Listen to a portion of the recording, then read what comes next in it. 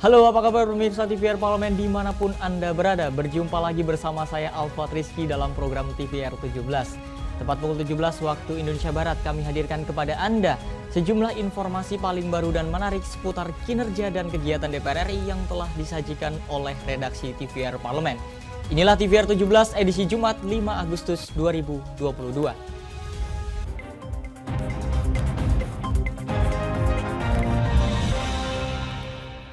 Pasca dilantiknya Dewan Komisioner OJK periode 2022-2027, anggota Komisi 11 DPR RI Ahmad Najib mengatakan kinerja OJK harus terus ditingkatkan agar industri keuangan nasional semakin produktif, aman, dan berkelanjutan dalam menopang pemulihan ekonomi. OJK juga perlu melakukan sosialisasi dan edukasi yang masif soal literasi keuangan kepada masyarakat. Pasca dilantiknya Dewan Komisioner OJK periode 2022 hingga 2027, Komisi 11 DPR RI berharap komitmen OJK untuk lebih proaktif dan kolaboratif dalam upaya terciptanya stabilitas, pertumbuhan, dan penguatan industri jasa keuangan bisa bermanfaat bagi perekonomian nasional dan masyarakat. Nantinya, OJK harus membuat inovasi yang mampu melindungi masyarakat terkait sektor keuangan. Anggota Komisi 11, Ahmad Najib mengatakan, kinerja OJK harus terus ditingkatkan agar industri keuangan nasional semakin produktif, aman, dan berkelanjutan dalam menopang pemulihan ekonomi. OJK juga perlu melakukan sosialisasi dan edukasi yang masif soal literasi keuangan pada masyarakat. Nah, ini yang kemudian harus menjadi rencana yang betul-betul tersusun dengan rapi, kemudian program perlindungan konsumen ini bisa dijalankan dengan baik. Harapan besar tentu OJK pertama adalah harus mampu keluar dari situasi krisis secara global. Bagaimana kemarin OJK yang sudah masa berakhir jabatannya mampu mempertahankan stabilitas. Nah, OJK yang hari ini terpilih yang sudah dilantik itu harus lebih maju lagi, bukan hanya saja mampu mempertahankan kondisi yang ada, tetapi lebih jauhnya melakukan terobosan-terobosan baru, termasuk bagaimana tadi saya katakan melindungi konsumen dan nasabah. Kita tahu korban dari investasi bodong, investasi ilegal ini sangat banyak di Indonesia. Nah, peran OJK ini harus kemudian dioptimalkan melalui OJK yang terpilih yang baru ini. Di tengah ketidakpastian ekonomi saat ini, Dewan Komisaris OJK diharapkan bisa membuat strategi pencegahan yang terintegrasi dalam melindungi industri jasa keuangan. Andri, TVR Parlemen, melaporkan.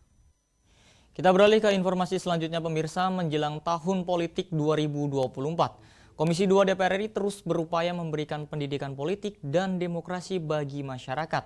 Salah satunya yaitu melalui pemilu. Sebagai negara terbesar ketiga di dunia yang menganut sistem demokrasi, pemilu dijadikan sebagai salah satu indikator proses demokrasi yang diatur dalam undang-undang. Menjelang tahun politik 2024, Komisi 2 DPR RI terus berupaya memberikan pendidikan politik dan demokrasi bagi masyarakat, salah satunya melalui pemilu. Ditemui usai menjadi pembicara webinar Universitas Mustopo Beragama, anggota Komisi 2 DPR RI Agung Widiantoro mengungkapkan, Indonesia sebagai negara terbesar ketiga di dunia yang menganut sistem demokrasi, menjadikan pemilihan umum sebagai salah satu indikator proses berdemokrasi yang diatur dalam undang-undang. Agung berharap dalam kontestasi politik di tahun 2024 mendatang, setiap calon presiden dan calon wakil presiden mengedepankan ide dan gagasannya untuk memajukan dan mensejahterakan masyarakat Indonesia. Jangan kemudian berambisi untuk mencapai tujuan, kemudian emosi untuk meraih dengan berbagai cara yang menurut kami akan bisa menciptakan kegaduhan. Jadi kami berharap kepada para calon yang nantinya akan berkompetisi di 2024, mari kita lakukan pertarungan ide dan gagasan. Saya rasa itu.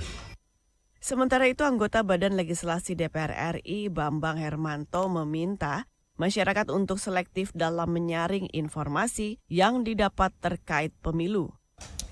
Kemudian tujuannya adalah, salah satunya adalah bagaimana kita memberikan edukasi kepada masyarakat agar supaya masyarakat mampu melihat informasi-informasi yang berkembang agar supaya tidak salah persepsi.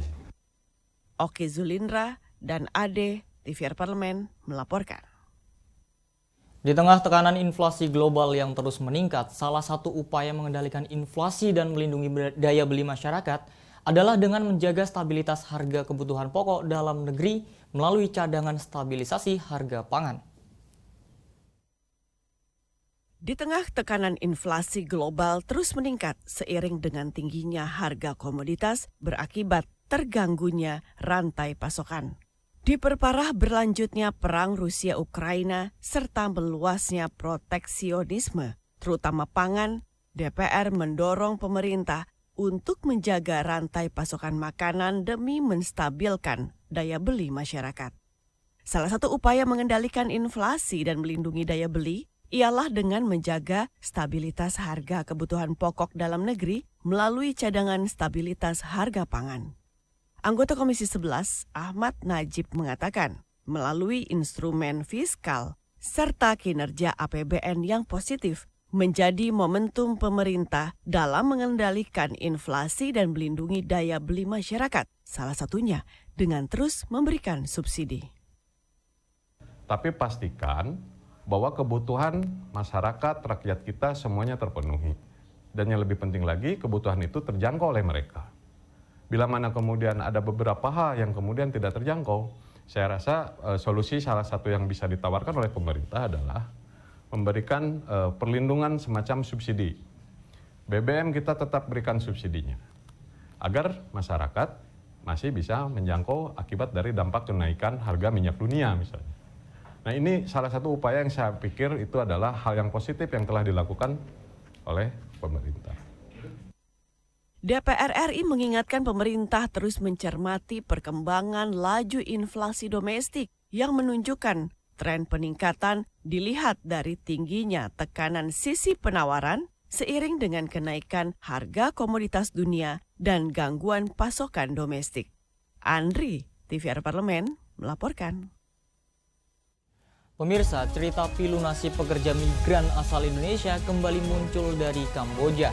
Sebanyak 60 pekerja migran disekap oleh perusahaan investasi ilegal. Informasinya sesaat lagi, untuk itu tetaplah bersama TVR 17.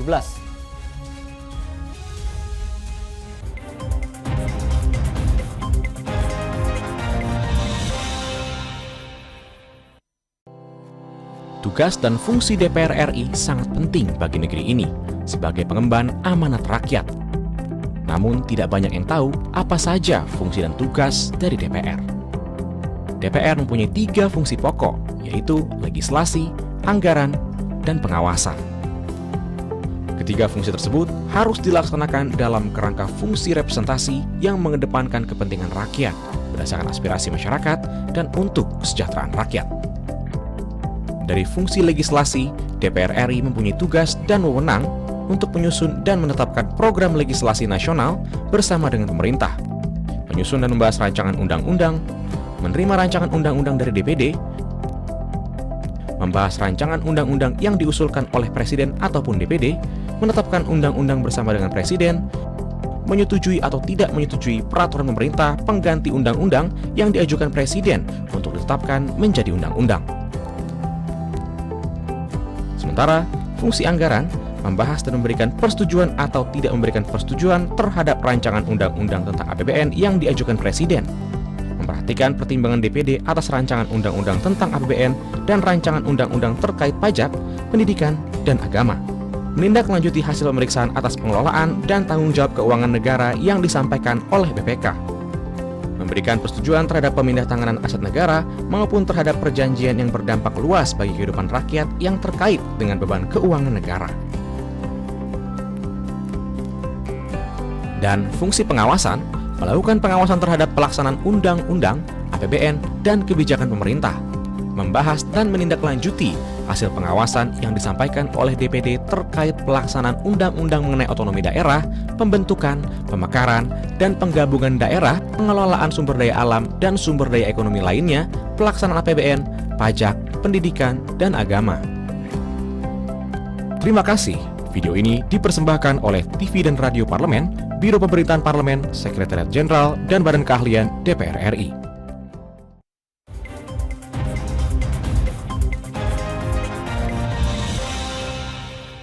Anda kembali pemirsa di TVR 17. Meskipun menjadi pahlawan devisa, nasib pekerja migran Indonesia belum mendapat perhatian optimal dari negara. Kasus terbaru adalah penyekapan 60 pekerja migran Indonesia di Kamboja sebagai potret buram perlindungan buruh migran yang tidak terlindungi oleh karut-marutnya kebijakan pemerintah. Berikut ini pemirsa liputan mendalam yang telah dirangkum oleh tim redaksi TVR Parlemen dalam segmen editorial Parlemen.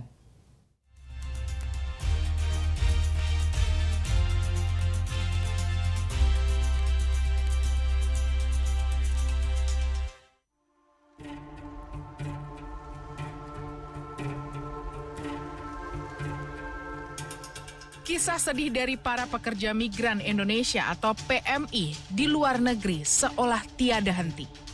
Namun hal ini tak lantas mengurangi animo masyarakat untuk mencari rezeki di negeri orang dengan segala resiko yang harus diterima.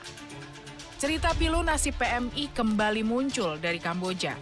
Sebanyak 60 PMI disekap oleh perusahaan investasi ilegal di Provinsi Sihanoukville, Kamboja. Sebanyak 55 pekerja berhasil dievakuasi dan diselamatkan oleh kepolisian Kamboja.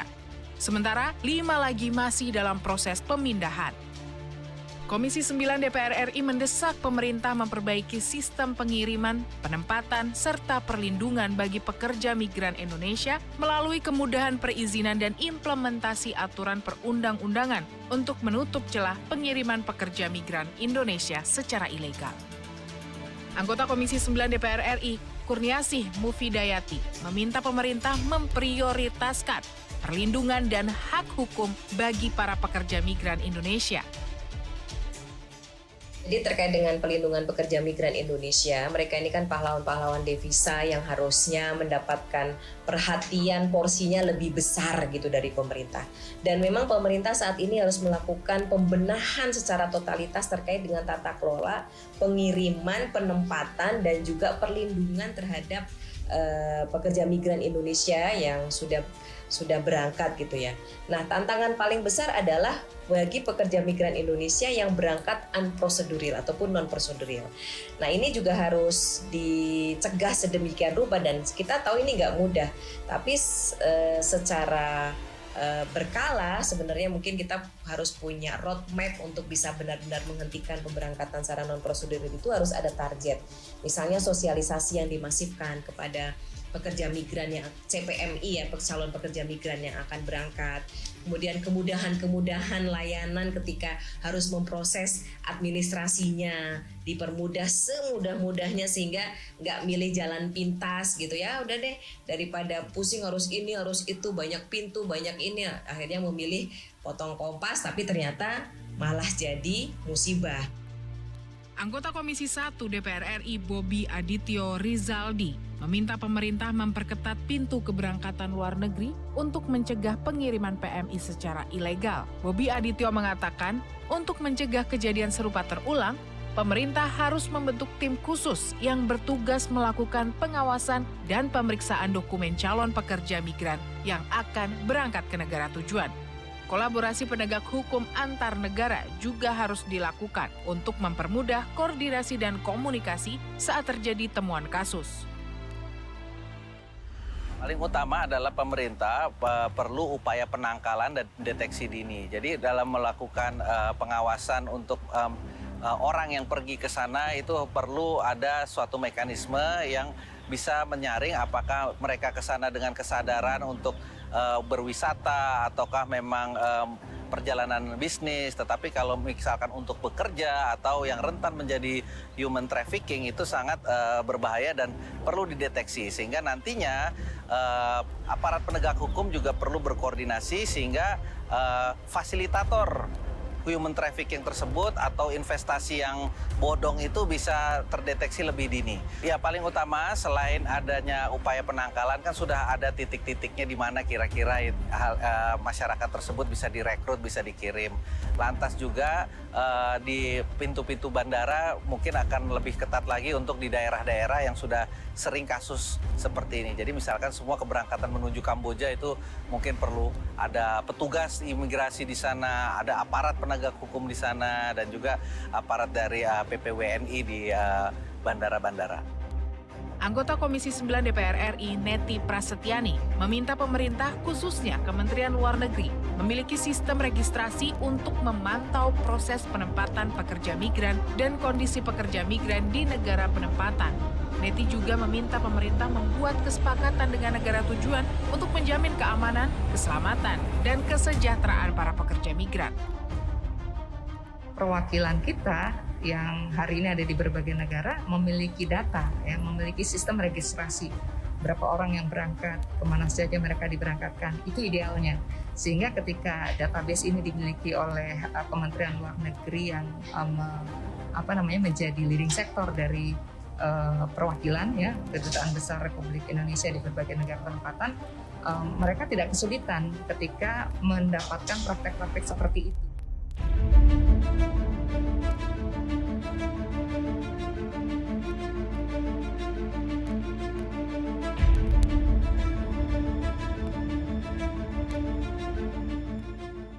Tim Liputan TVR Parlemen melaporkan.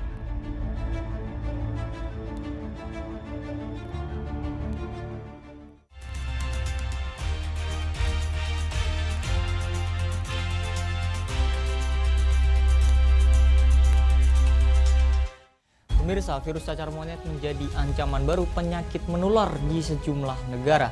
Bagaimana pemerintah Indonesia mengantisipasinya? Laporannya sesaat lagi, tetaplah bersama TVR 17.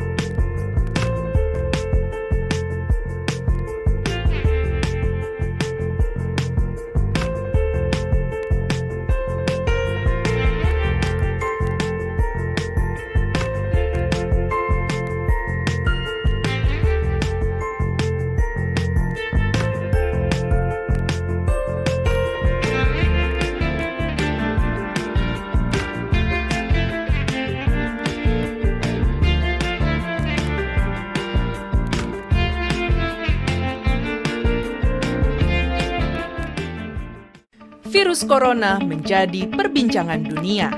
Beberapa negara sudah terjangkit. Ribuan orang di Indonesia terkena virus ini. Kita perlu antisipasi dengan melakukan hal berikut.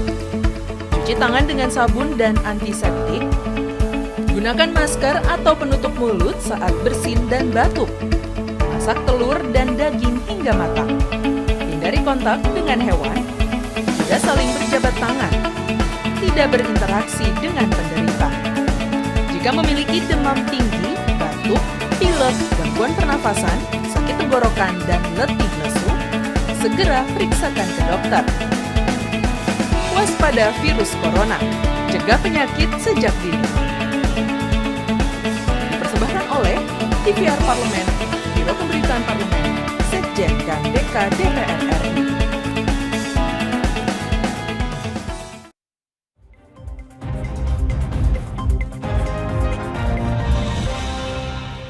Anda kembali pemirsa di TVR 17. DPR RI mendesak pemerintah agar melakukan sosialisasi dan edukasi secara masif terkait penyakit cacar monyet yang telah terdeteksi di Indonesia.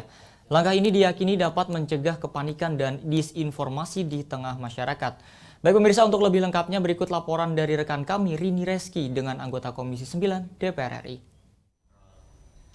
Baik pemirsa TVR Parlemen, pada siang hari ini saya sedang bersama dengan salah satu anggota dari Dapil Bali, fraksi PDI Perjuangan, yaitu Bapak Ketut Kartiasa, dan kita akan bertanya seputar wabah yang sedang marak pada akhir-akhir ini, yaitu virus cacar monyet ya Pak.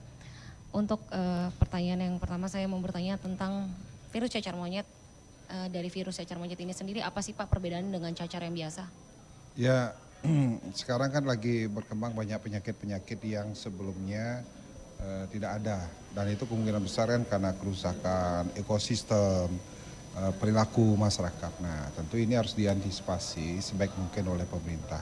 Kalau kita lihat dari resmi dari WHO itu ada 12 negara yang sudah terindikasi tertular cacar monyet. Walaupun ini belum menimbulkan dampak yang cukup parah seperti penyakit COVID, tapi ini perlu harus diantisipasi. Karena kalau kita lihat cacar monyet dan cacar biasa ini tentu harus dipastikan dulu itu penyebabnya. Penyebabnya apakah ini cukup berbahaya atau tidak. Kalau nanti ini cukup berbahaya harus sudah diantisipasi. Diantisipasi bagaimana pencegahannya, karena selama ini kan belum masuk ke negara Indonesia.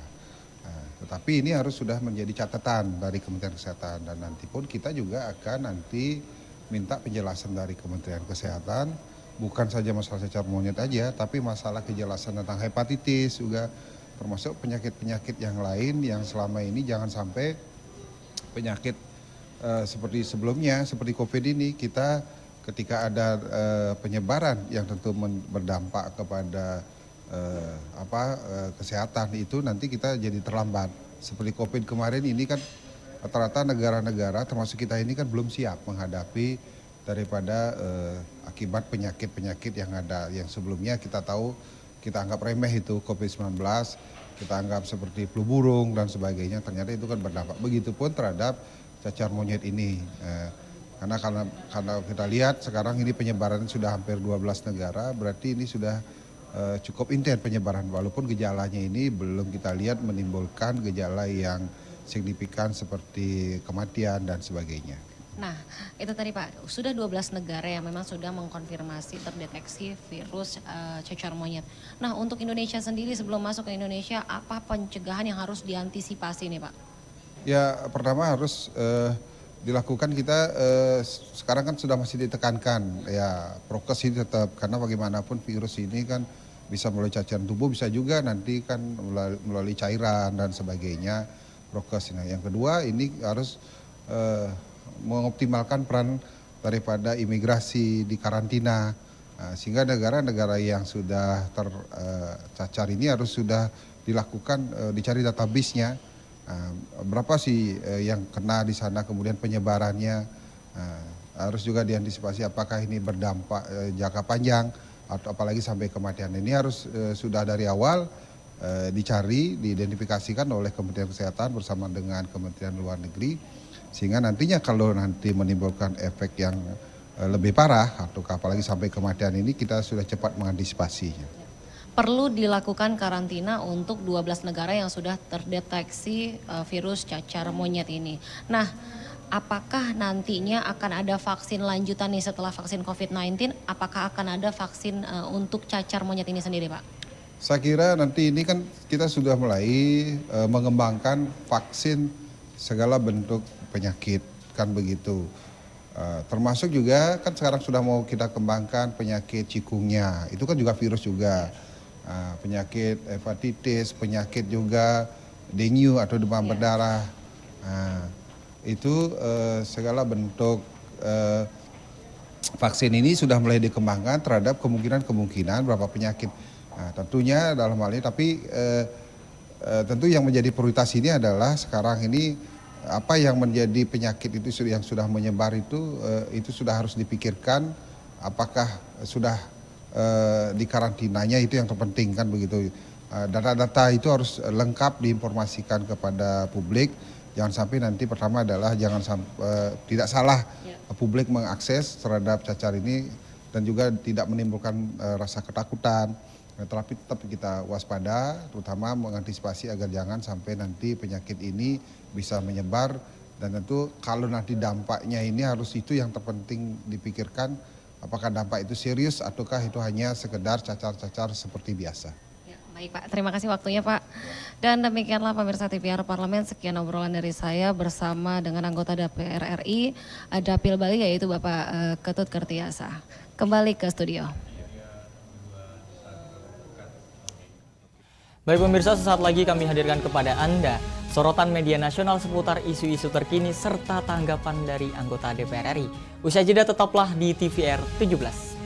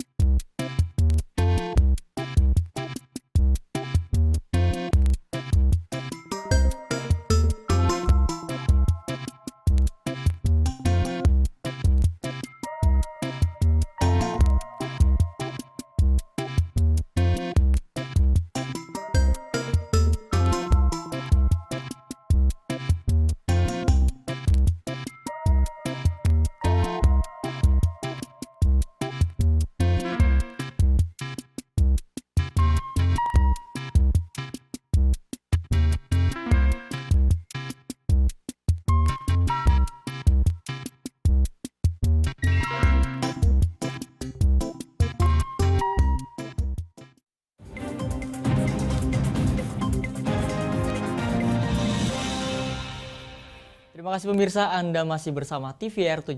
Kali ini kita masuk ke segmen media nasional. Mari kita simak apa yang disoroti media nasional tentang isu-isu terkini bersama rekan kami, Fitian Aunilah.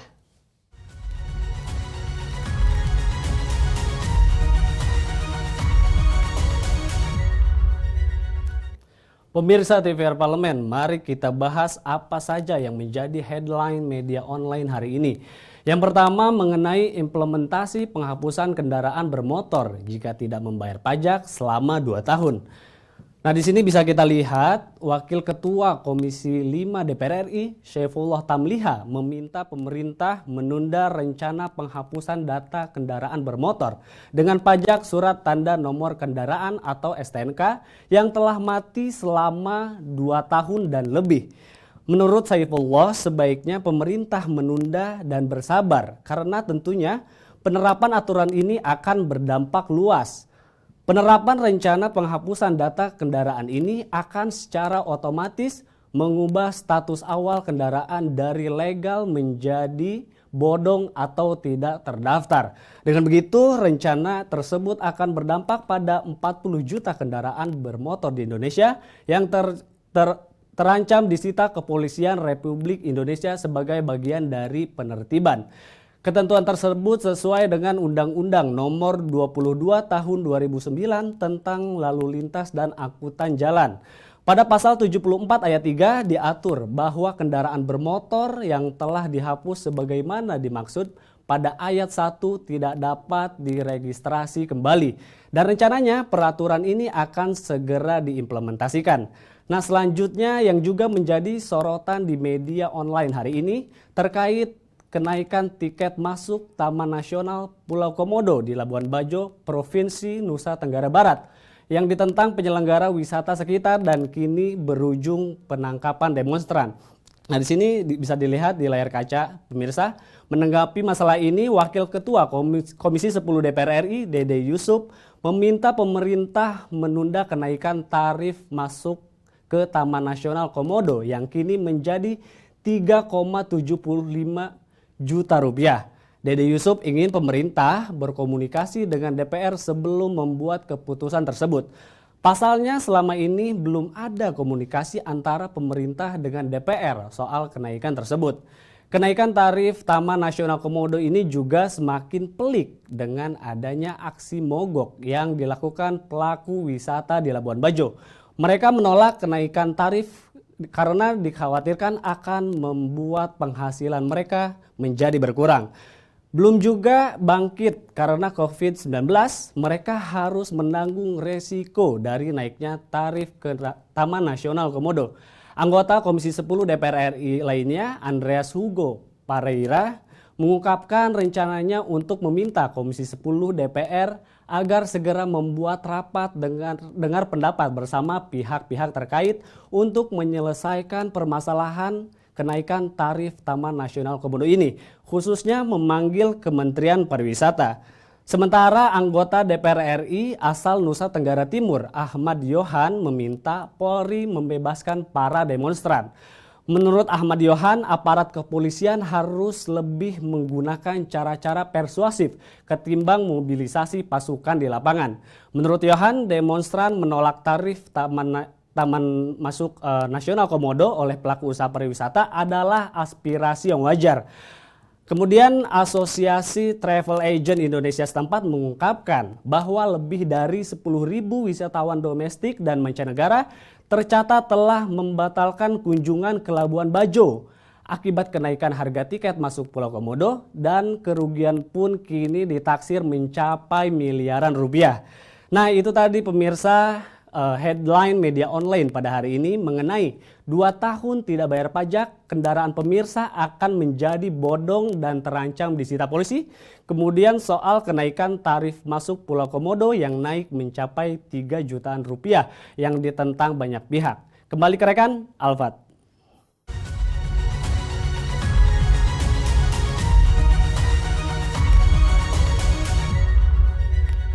Baik, terima kasih Fitian yang telah menyampaikan sejumlah sorotan dari media online nasional pada hari ini. Dan pemirsa TVR Parlemen, segmen media tadi sekaligus menutup program TVR 17 edisi sore hari ini. Jangan lupa kembali kami ingatkan, virus COVID-19 masih ada. Untuk itu terus taati protokol kesehatan dimanapun Anda berada. Saya Alfat Rizky beserta seluruh kru TVR Parlemen yang bertugas mengucapkan terima kasih dan undur diri dari hadapan Anda. TVR Parlemen, referensi Indonesia.